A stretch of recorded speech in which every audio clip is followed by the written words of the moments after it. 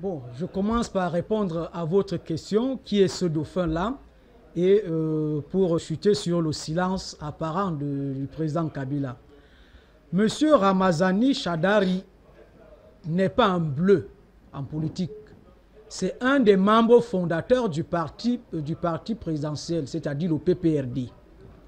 Et c'est un docteur en sciences politiques. Il a été un haut cadre dans la société Congo-China Télécommunications. Il a effectivement brigué un bon nombre de postes, tant au sein du parti qu'au sein du gouvernement. Et en plus, tout récemment, il était député dans la région de Maniema. Et il est le secrétaire général du PPRD, c'est-à-dire le parti au pouvoir actuellement. Il a été vice-premier ministre, ministre chargé, ministre de l'Intérieur. Et comme Joseph Kabila, l'actuel président, M. Ramazani fait partie de ces Congolais-là que la communauté internationale autoproclamée a vraiment une haine tenace et ne veut pas voir à la tête du Congo. Parce qu'il fait partie de ces Congolais-là qui ont été sanctionnés par l'Union européenne. Voilà un peu la caractéristique de l'actuel candidat du PPRD.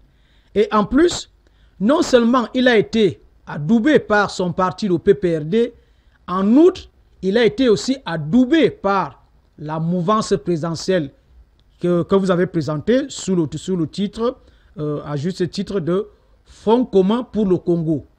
C'est effectivement cela, cette coalition qui accompagne le PPRD et qui gère le Congo aujourd'hui. Maintenant, parlant du silence, c'est en réalité, Joseph Kabila a très bien tourné en bourrique toute la communauté internationale autoproclamée et tous les valets locaux de cette communauté internationale autoproclamée là, tant d'une certaine opposition que d'une certaine société civile. Parce qu'il les a laissés passer le temps à mentir pendant des années que le président Kabila allait violer la Constitution, il allait faire ci, il allait faire ça, qu'il n'était pas un démocrate, qu'il était ceci, qu'il devait déjà partir, que s'il ne part pas, alors là, ce sera le chaos et l'apocalypse sur le Congo démocratique. Et beaucoup avaient déjà préparé, étaient déjà en train de préparer ce chaos et cet apocalypse. Et voilà donc qu'il déjoue, une fois de plus, ce complot impérialiste contre son propre pays. Et il le savait très bien que, en ne touchant pas à la Constitution, et ce qui n'était déjà pas, dans sa logique, contrairement à ceux qui pensent que ce serait la pression de l'opinion congolaise. Il aurait bien pu faire. D'abord, cette opinion congolaise, c'était à peine quelques milliers sur tout l'étendue du territoire, hein, vraiment confondu, quelques milliers de Congolais qui se réclamaient, qui d'une certaine société civile, qui d'une certaine opposition, qui faisaient beaucoup de bruit, relayés par les médias occidentaux. Mais au regard de la population congolaise, qui est d'environ plus de 75 millions de personnes, lorsque quelques milliers, 2 ou 3 ou 4 sur tout l'étendue du territoire crient sur les toits que Kabila doit partir, on ne peut pas dire que c'est ça qui a pu vraiment l'impressionner. Mais c'est seulement parce qu'il a montré qu'il tient à tout prix et il respecte la constitution congolaise, parce que contrairement à ceux qui lisent la constitution congolaise seulement sur la limitation de mandat, mais ne regarde plus, déchire la même constitution congolaise quand il s'agit de préserver l'intégrité territoriale et d'assurer la sécurité des biens et des hommes, alors que diverses milices étaient mises sur pied par cette communauté internationale autoproclamée et même par certains voisins qui se découvraient des vertus de samaritains, de sauveurs du Congo, alors qu'en réalité, ils passaient le temps à piller. Ils passent le temps à piller ce Congo-là à travers ces différentes milices-là et à semer la mort au Congo démocratique. Et Kabila a quand même réussi cet exploit que même avec la présence de l'ONU qui a fait plus de 20 ans sans résoudre le moindre problème, alors qu'elle est là et elle ne fait qu'émarger sur le dos des contribuables du monde entier et du Congo, alors qu'elle ne fait rien au Congo, au contraire, elle empire la situation.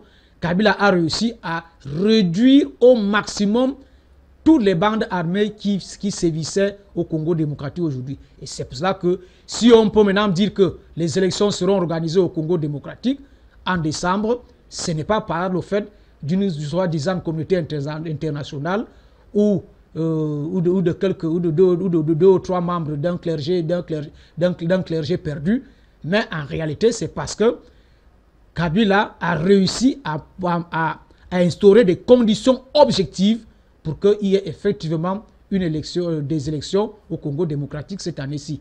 Et ce dauphin était le joker, effectivement, parce que nous sommes en politique, que la mouvance présidentielle avait réservé tranquillement pour le sortir au dernier moment. Et vous avez vu comment le scénario a été très bien joué par les uns et les autres. Et le silence a été bien gardé et on a vu apparaître, on a donc présenté au monde entier ce candidat-là du Front commun pour le Congo. Alors, puisque nous parlons de ce candidat du Front commun pour le Congo, c'est vrai que tout au long de cette émission, nous allons y revenir. Mais pensez-vous vraiment qu'il peut faire foule?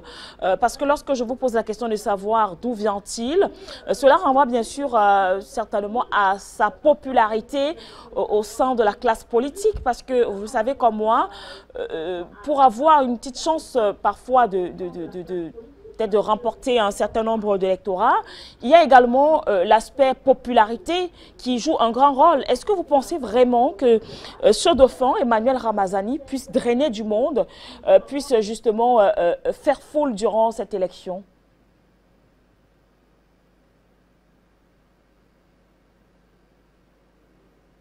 D'abord, comme je vous le disais, Madame Linda, il était d'abord député au Parlement congolais et député de la région de Maniema. Et Maniema, c'est à l'intérieur du Congo démocratique. Et pour être quand même député, il faut quand même avoir une certaine majorité face à divers candidats. Donc, ce qui montre déjà une certaine popularité, pour ne pas dire plus. Deuxième chose, il était le président du groupe parlementaire du parti au pouvoir au Parlement. Ça veut donc dire que ce n'est pas n'importe qui. Troisième élément, il jouit d'une puissante machine politique qui est d'abord son propre parti, plus maintenant les partis alliés, c'est-à-dire le Front commun pour le Congo. Toute cette coalition de forces-là, nécessairement, sont des atouts importants pour lui. Et donc, ce n'est pas parce que certains médias de la communauté internationale autoproclamée ne font pas beaucoup de bruit sur lui que on doit être assez inquiet ou réservé sur sa popularité, alors qu'on nous fabrique des popularités factices de certains opposants qu'on qualifie déjà d'être déjà en pole position de remporter les élections, alors que ceux-là, effectivement, eux, ils n'ont pour toute popularité que dans leur région, dans leur région natale. Au-delà de cela, il n'y a plus rien hormis les lobbies impérialistes. Or, lui, il a donc cet atout, ces multiples atouts-là, qu'il a d'abord été ministre de l'Intérieur et donc connaît très bien le Congo réel, pas le Congo des réseaux sociaux ou le Congo des cercles impérialistes. Il connaît le Congo réel et il a été au four et au moulin avec le président Kabila pour réduire en ayant toutes les bandes armées qui sévissaient au centre et à l'est du Congo. D'où la version de la communauté internationale proclamée contre lui et un certain nombre de dirigeants, de hauts dirigeants civils et militaires congolais. Comme je l'ai souligné tantôt, il a un parti qui est bien implanté au Congo démocratique, c'est-à-dire le PPRD. En plus de cela, il a une assise, il a une forte coalition autour de lui, à savoir le Front commun pour le Congo, qui également regroupe des partis qui ont aussi une assise réelle au Congo démocratique. Et donc, à notre humble avis, et compte tenu en plus du bilan globalement positif que lui léguera Joseph Kabila, il est, à notre humble avis, bien parti pour effectivement battre les candidats qui sont adoubés à l'heure actuelle par les cercles impérialistes qui ne s'en cachent même presque plus. Et là également, il a donc coupé l'herbe sous les pieds de tous ces cercles impérialistes et de ce clergé, catholiques qui se découvrent subitement des âmes démocratiques et patriotiques, alors qu'on connaît très bien passif. On ne peut plus très sombre jusqu'à une certaine date au Congo démocratique elle-même. Donc, ils n'ont plus d'armes, ils n'ont plus d'arguments, parce que leur principal argument, c'était Kabila, Kabila, Kabila. Aujourd'hui, ils ne pourront plus dire Kabila, Kabila, Kabila.